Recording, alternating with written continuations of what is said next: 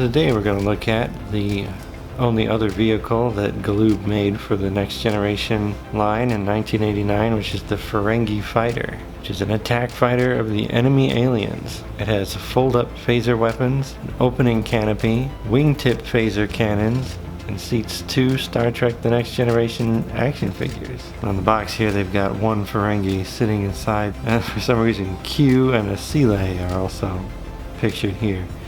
I don't have either of these guys. These guys are a little more pricey, but I do have a sealed Ferengi that we'll take a look at.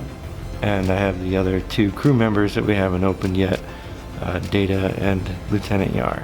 It appears like this was just really modeled off of the large Ferengi ship and sold as a kind of attack shuttlecraft. And I believe in the later seasons there was a Ferengi shuttle pod. 2 guys ended up going through a wormhole in it, I think, and they ended up in Star Trek Voyager later on. I'll try to find an image of that, but I think that's somewhat similar in design to this. It has the same figure line with Ensign Wesley Crusher, who never got his own figure. So let's look at the specifications for the Starfleet Alien Technical File. Vessel, Ferengi Fighter. Type, all-purpose tactical fighter. Length, 10 meters, estimated. Crew, 2.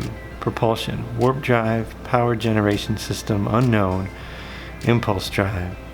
Armament, phaser weapons, maximum cruising speed unknown. Remarks: due to secretive nature of the Ferengi, virtually nothing is known about this vessel. Refer to Starfleet file blah blah blah for classified intelligence estimate of its capabilities.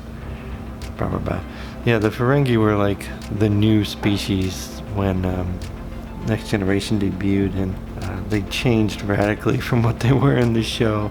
The only thing that was kind of carried over was their kind of love of money, and to contrast the unflappable and unbribable humans that no longer even had currency. So unfortunately this was sold by the same guy who had a very loose interpretation of what new meant. So I'm not sure what we're gonna find in here. Hopefully it'll have all of its stickers and all that stuff. Here's the vehicle itself. And looks like the instructions are in the same dilapidated state here. Sticker instructions and some, it has a push button to pop up sensor unit. Probably just looks like a gun again. Lift canopy to seat figures, sold separately. Lift phaser weapons, pull out barrels, and pull side-to-side aim. Pull out wingtip laser weapons. They were really into these retractable weapons for no real reason. It looks like all the stickers are accounted for this one. So here's the Ferengi Fighter with all of its stickers applied, of which there was quite a few. And I must say that overall I think it does look quite a bit better than the shuttlecraft. It has just a little more detailing in it in general, which gives it a little bit less of a flat kind of tub-like look. The stickers are in... I'm surprised there's no stickers here though. It's kind of strange since they love to put things in recesses on these. But I was really surprised about was that the bottom has tons of molding on it. It's like that's really the most interesting part of the whole thing, and these kind of striped stickers here give it a pretty cool look. But yeah, there's way more effort put into the bottom of this one than the shuttlecraft at all. It does have several features. The front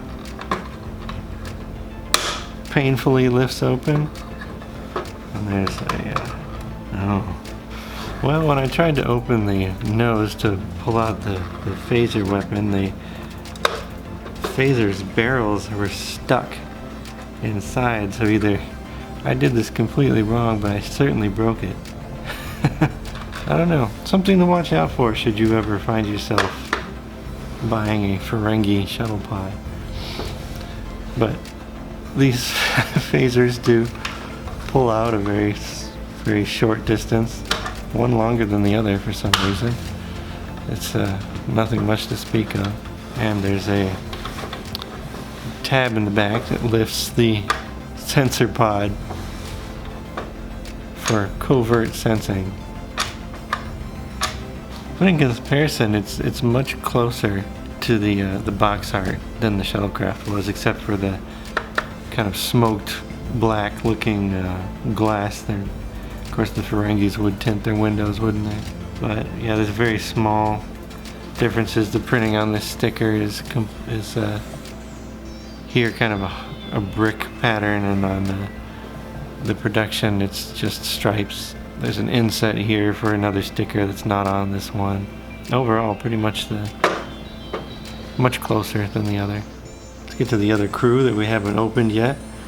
It's the rather stunned looking Lieutenant Commander Data here, the android officer of the USS Enterprise starship. Includes his phaser weapon, and again, thank goodness he's posable. Starfleet personnel file. Name, Data, rank, Lieutenant Commander. Duty, second in command. On away missions on the USS Enterprise. Origin, android fabricated by unknown aliens. Oh, come on. Come on, he was built by Dr. Noonien Sung on, what was it, Omicron Theta or something like that, where the crystalline entity came and killed everything.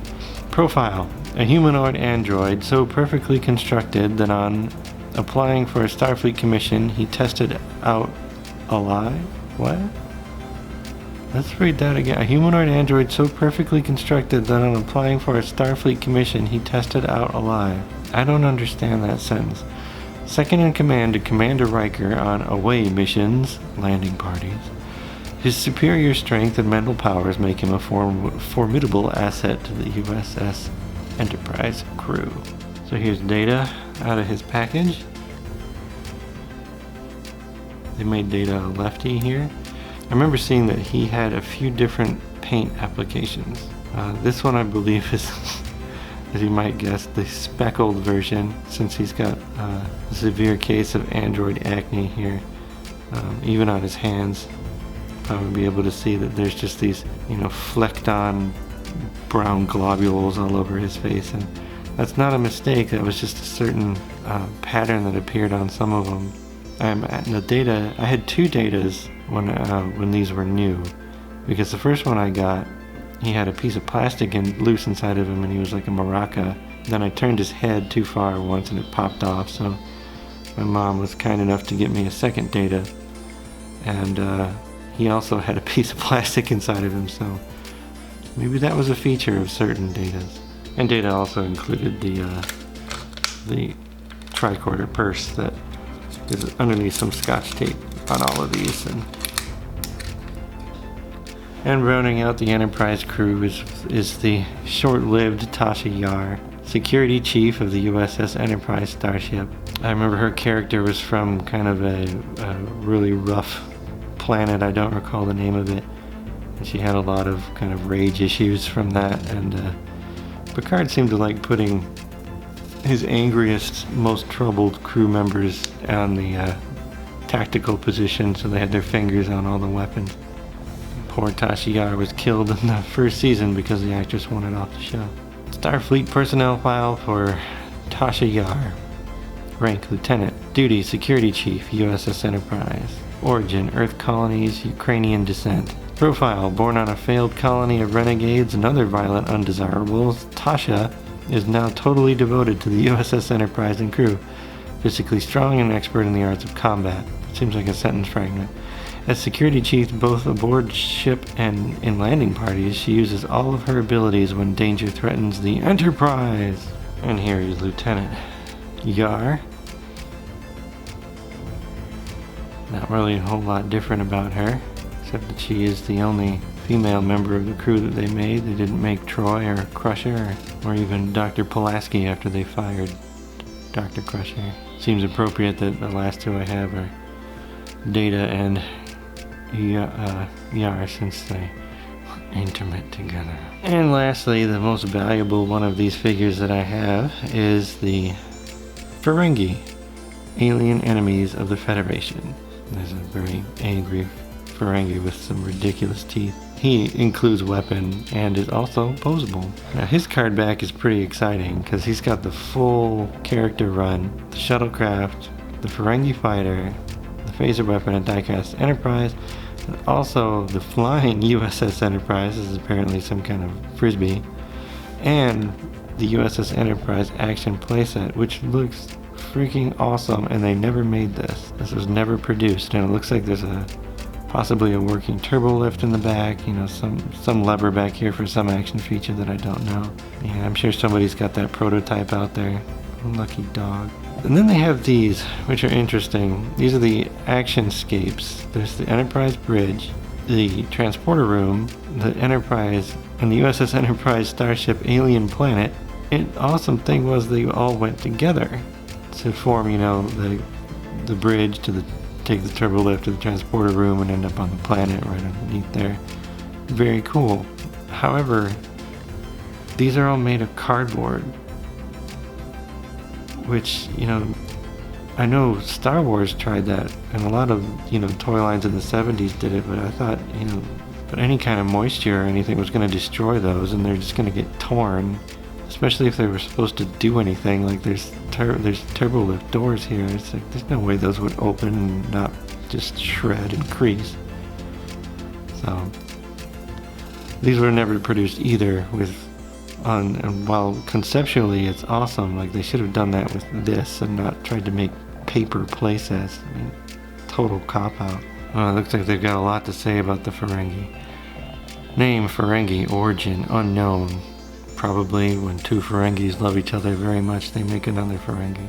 Profile, a race of intelligent human form beings originating in this galaxy and regarded as a serious threat to the Federation's security. Possessing technology presumed to be equal to our own, they are aggressive and fanatically dedicated to the making of profit, almost without regard for the value of life.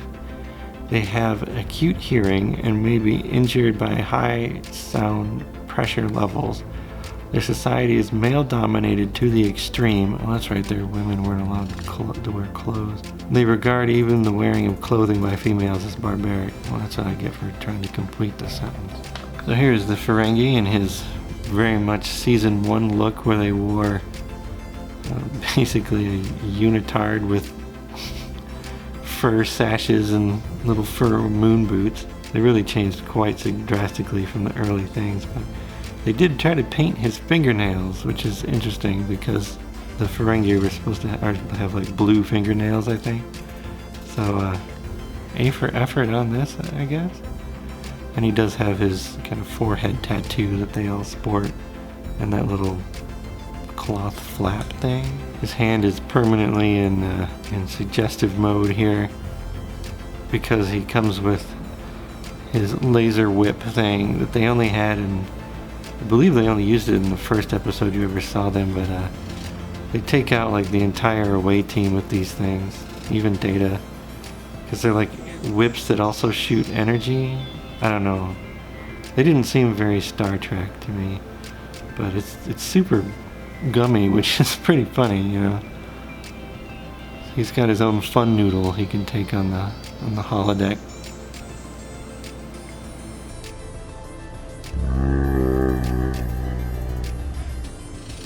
So let's see about putting him inside of his ride here.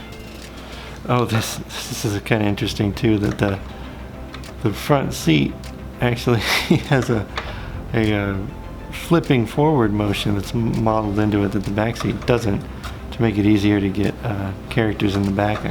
So you really got to angle him in there because of his moon boots. Put his arms down, and basically has to be, yeah, he has to really be reclined in there to be able to sit. So yeah, it's kind of got a Slave 1 kind of flying position going on in there.